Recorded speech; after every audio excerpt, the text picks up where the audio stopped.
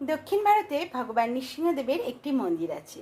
সেখানে ভগবানের আর এক নাম হলো পন নৃসিংহদেব। পনকম নামে এক ধরনের পানীয় আছে, যেটি ভগবান নৃসিংহদেবের অত্যন্ত প্রিয়। সেখানে ভক্তরা ভগবান নৃসিংহদেবকে প্রত্যহ হয়ে এই পনকম নিবেদন করে থাকেন। পনকম বানাতে কি কি লাগে আর কিভাবে বানাতে হয় চলুন আপনাদেরকে জানিয়ে দিই। পনকম বানাতে লাগবে আখের গুড়, তেঁতুলের কাঠ, আর সাথে লাগবে কয়েকটা গোলমরিচের দানা, আর 2-3টে এলাচের দানা, আর সাথে লাগবে সামান্য একটু কর্পূর, আর ঠান্ডা পানীয় অর্থাৎ ঠান্ডা জল, বরফও আপনারা সঙ্গে দিতে পারেন, পাতি লেবুর রসও আপনারা কিন্তু দিতে পারেন।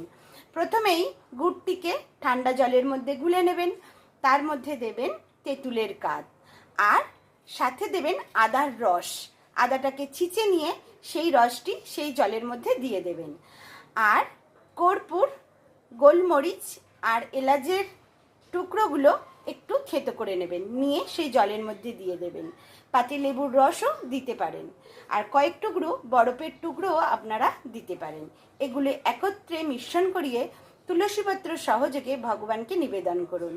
ভগবান অত্যন্ত প্রসন্ন হবেন আপনাদের উপরে, আর পরে আপনারা এই মহাপ্রসাদ পানীয় গ্রহণ করুন।